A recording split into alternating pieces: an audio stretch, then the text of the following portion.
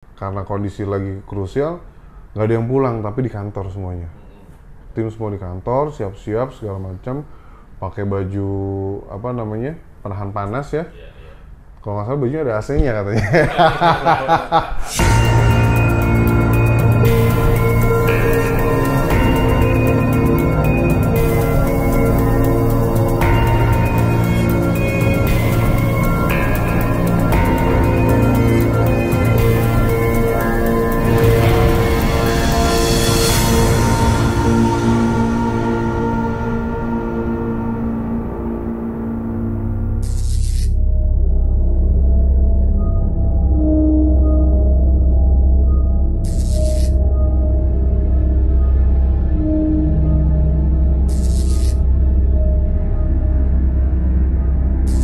Semua cerita misteri pastinya nggak akan bisa diukur oleh nalar kita. Gua Abu, welcome back to my channel. Di luar dulu nggak habis sekre.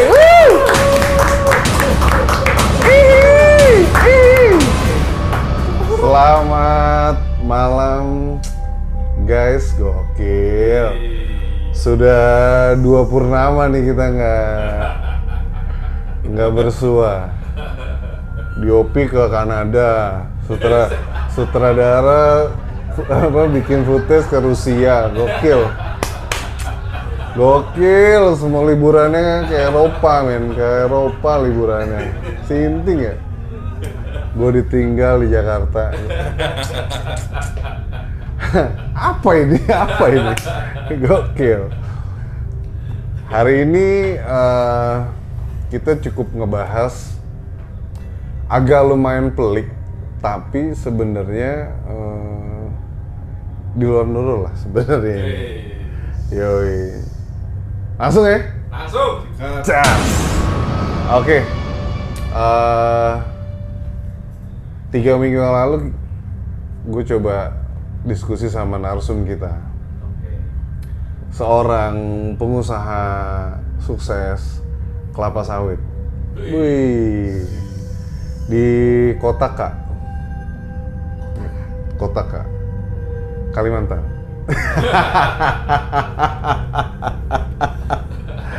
Di Kota Kalimantan. Jadi namanya harus disamarin kata dia. Ya, dia punya namanya Reza tapi. Dipanggil di tongkrongan dipanggilnya Eja. Ya. Anak muda yang kaya raya. Ngeri. Jadi awal mulanya pas dia mendapat titah tugas untuk menduduki ladang itulah, dipimpinlah ladang kelapa sawit itu. Entah punya keluarganya ya, setahu gue sih dia kaya dari lahir tuh dia udah kaya men. Dari lahir udah kaya. Jadi dia mendarat di Kalimantan. Gue nggak bisa sebutin, kalau kali ini serius, gue nggak akan bisa sebutin daerahnya apa, cuman Kalimantan aja, nama tempatnya lah ibaratnya, desanya. Terus yang anehnya lagi, dia nyampe itu kisaran siang nih, nyampe ke site itu atau ke kebun itu siang. Dia pengen dapet euforianya, dia ketemu sama pegawai-pegawai. Emang dasar anak nongkrong ya kan, dasar anak nongkrong, anak Jakarta nih, dia ya ekspor ke dikirim ke Kalimantan. Begitu dia nyampe sampai malam, pegawainya semua diajak minum. Mantap, gue bilang. Mantap, gue bilang. Eja, kamu luar biasa. Pendekatannya bagus ya, humanis lah itu. Ayo minum gitu. Terus lagi enak-enaknya minum, tiba-tiba si Eja dikagetin sama kayak bola api men, kayak UFO, pokoknya kayak api, bola terbang di langit. Wih. Terus ya namanya kita ngelihat kayak begitu yang taunya itu cuman di TV, di cerita. Ini lu ngerasain sendiri. Dia bilang, heboh. Wah, apaan tuh dia bilang. Terus lagi nuang, karyawannya cuman santai aja Pak, di sini mah biasa. Dengan kehebohan dia yang wah ada api terbang apaan tuh. Enggak Pak, ini mah di sini mah biasa. Biasa iya. Kejar. Karena dia lupa kalau dia tuh pimpinan lah, ibaratnya dia yang punya kan. Iya. Lagi minum ditinggal Pak, dikejar. Lagi minum tinggal kejar.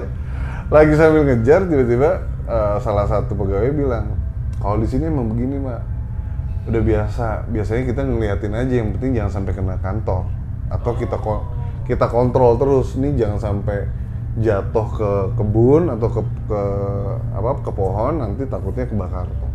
Gitu. Jadi memang banyak terjadi kebakaran yang sifatnya di luar nurul. Asik. Jadi memang begitu tuh. Terus udah gitu si aja balik lah. Serius nih nggak apa-apa. Iya. Balik minum lagi. Sehari, 2 hari, 3 hari, udah mulai enak nih. Kerasa lah kerja di situ kan. Malam kerja sampai lembur dia dengan metode sama kayak di Jakarta. Dia hajar lembur biar pagi itu dia nggak datang pagi. Ya kan? Nah, sebenarnya dia mau datang siang karena dia bos kan, terserah ya. Tapi memang namanya mental dididik sama keluarga yang pengusaha itu benar gitu, bahwa lu begitu kerja ya lu profesional. Tapi dengan dia profesional, dia nemuin hal-hal yang aneh. Jadi suatu malam lagi dia lembur, tiba-tiba dia ngeliat pegawainya rame aja, masih rame gitu, hilir mudik. Dia mah santai aja, pas dia lihat jam 11, kok keren juga nih pegawai, masih jam 11 masih rame. Pas dia keluar, dia negor-negor kan, ya keluar lagi, dia keluarlah ngerokok, rokok. Ada mobil petugas abis visit, ibaratnya kalau di sini sebutannya controlling si kebun, balik. Wah, dari mana Pak? Ya, dari kontrol. Sendirian Pak di kantor. Sendirian? Enggak, rame. Tim masih banyak. Masuklah nih, masuk. Itu dalam ruangan kosong.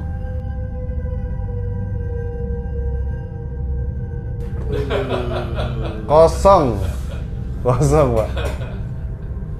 Di dalam gak ada siapa-siapa. Mulai dia, gak ada siapa. Masuk kosong Pak. Kosong. Kondisi kosong, sebagian lampu di sudut tuh udah ada yang mati. Pas dia keluar dari ruangan dia, itu rame, nyala. Ada orang. Wah, di situ gue udah diem aja. Kata dia, gue diem, sumpah gue diem. Terus, lu diem gimana nih? Gue diem, gue ketakutan. Si aja langsung, yaudah saya balik deh. Dia balik ke rumahnya. Balik, besokannya ada visit, namanya tuh visit titik. Ibaratnya kalau ladang sebesar itu kan ada pos-posnya ya. Dia visit. Nah, ini kejadian yang serunya tuh di sini. Dia visit dari seharian lah, dari pagi sampai malam. Begitu pos ketiga atau keempat gitu, itu jadi dia berempat. Ada orang keuangan, ada dia, ada penanggung jawab kebun, ada asistennya dia. Nah, si penanggung jawab kebun ini punya sixth sense ternyata.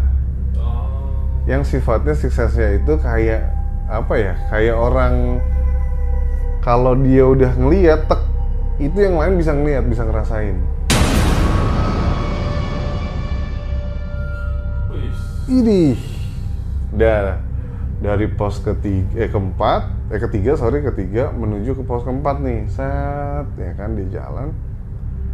Dia kan kalau namanya di kebun gitu kan lampu mobil nyorotnya cuma begini doang kan. Iya, betul. Begini, begitu belok ya dia kaku kan, set gitu kan.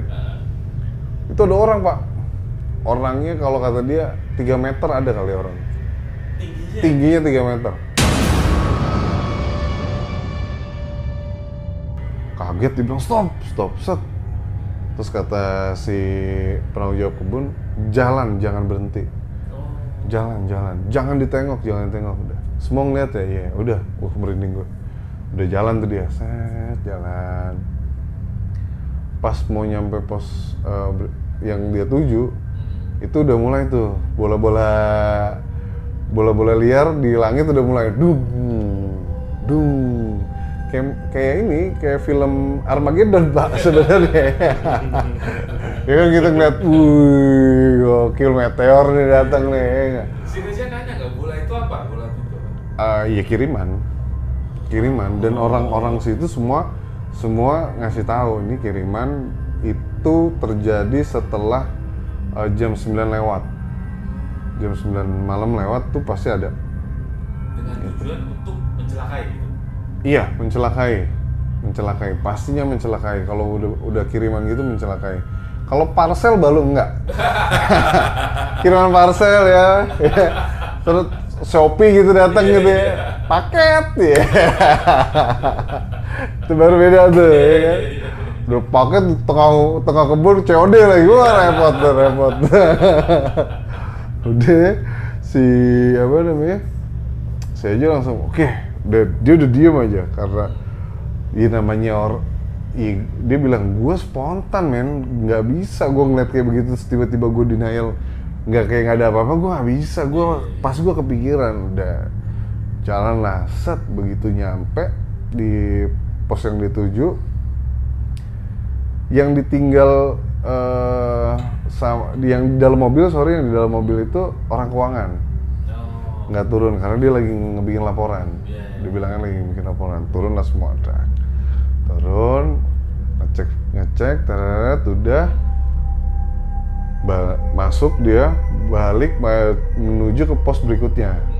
Di pos berikutnya begitu dia mau dia udah putar balik itu kondisi mobil stabil kata dia. Begitu dia putar balik, set. Yang nyetir kan si penanggung jawab kebun. Itu ketaker, maksudnya kelihatan ada kebakaran di belakang. Ada kebakaran di belakang, ada kebakaran. Jadi dilihat dari spion tengah kan. Bakaran nih. Berhenti, turun, brak semuanya turun. Lagi-lagi si orang keuangan nggak turun. Nah anehnya orang keuangan nggak turun karena dia diem aja nggak ngomong nggak apa. Tapi si laptopnya udah ditutup. Kamu nggak turun? Nggak Pak, udah saya di sini aja udah. Turunlah si tim itu kan. Begitu turun, namanya turun mobil kan pasti langsung nengok dong, ya kan? Begitu nengok, set. Itu yang dilihat di spion itu cuman kebakaran cuma 2 pohon. Jadi kalau sawit itu kan satu baris ya, satu row di sini ada perairan terus satu row lagi ada jedanya lah, ada sekatnya. Nah dilihat pas dia turun di sini kebakaran, banyak men.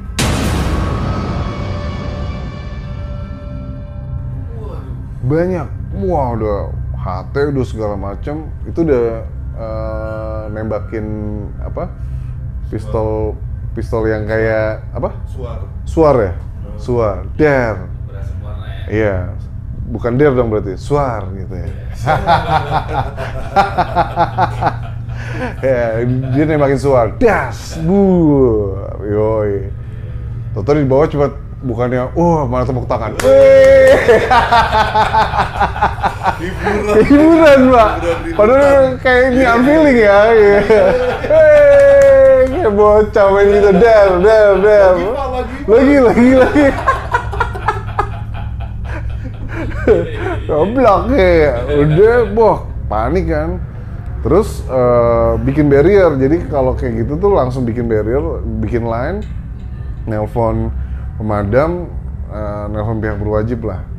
Pemadam itu 15 menit dia nyampe katanya. 15 menit dia nyampe. 15 menit itu bisa ngabisin lumayan, cukup lumayan, gue lupa itu dikasih tau kemarin berapa, keluasan berapa gitu, 15 menit ya, kebakaran 15 menit, apalagi angin di situ kencang ya, angin kencang. Terus tiba-tiba si penanggung jawab kebun berhenti semuanya. Maksudnya lagi capek, lagi sibuk-sibuk bikin kilan, suruh berhenti, jauhin api, jauhin arenas itu, mundur mengarah ke pos-pos itu deket pintu masuk. Mundur jauh. Bingung kan, si Eja bingung. Kenapa? Jangan, udah kita ke mobil, kita pulang, kata Eja. Hah? Kata si penanggung jawab kebun. Hah? Pulang? Jangan lagi nih, kamu tanggung jawab di sini, segala macam. Setiap pos itu ada yang jaga kan, 5-7 orang. Terus udah biarin penanggung jawab pos aja. Dia udah tahu apa yang dia harus lakuin. Ketiganya dia udah paham lah. Udah, si Eja coba masuk ke mobil. Kondisi orang keuangan begini, Pak.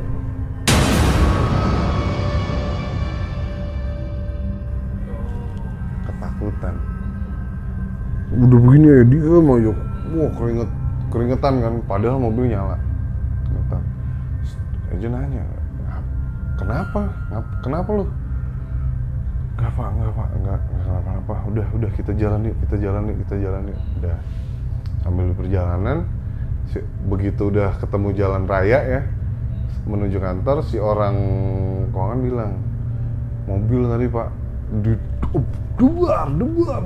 debar, digebrakin dari luar. Dioyak-oyak men. Waduh, merinding gua. Dioyak-oyak. Mobil dioyak-oyak, terus dipukul-pukul dari luar. Wah, saya udah ketakutan banget. Nah, dia udah mau turun, tapi mobil nggak bisa kebuka. Udah inilah. Jadi kalau lu nggak sama kelompok itu, identifikasi untuk lebih kena teluhnya itu lebih besar. Sendiri nih, single nih kan, dia jauh dari kerumunan kan, itu gampang kena ya ternyata. Nah, udah nih si penanggung jawab kebun bilang jam 4 kita harus sudah sampai di sini. Gitu, jam 4 kita udah sampai di sini, kita sholat subuh di pos. Oke, udah, karena kondisi lagi krusial, nggak ada yang pulang, tapi di kantor semuanya. Tim semua di kantor, siap-siap segala macam, pakai baju penahan panas ya. Kalau nggak salah bajunya ada AC-nya katanya. Penahan panas. Bajunya Thor katanya, bajunya Thor. Begitu datang cosplay, ya. Gitu. Thor sama Odin lagi datang, lagi ribut. Thor sama Loki katanya. Terus tibalah pukul 4 subuh. Jalan dia dari kantor menuju pos yang site yang kebakaran. Di jalan nggak ada keanehan apapun di perjalanan. Nyampe di site itu pemadam banyak, Pak. Pemadam banyak. Turunlah dia, plak. Karena kan gelap ya, disiram segala macam, gelap. Begitu penerangan mulai mau double check, drone mau diterbangin, dan terbangin, tembak lampu di atas, deng, buk. Tahu apa? Yang kebakaran itu cuma satu line.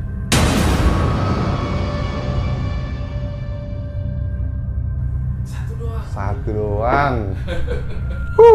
Gokil, semua pada wah, kok kebakaran. Udah, makanya saya suruh keluar. Gitu.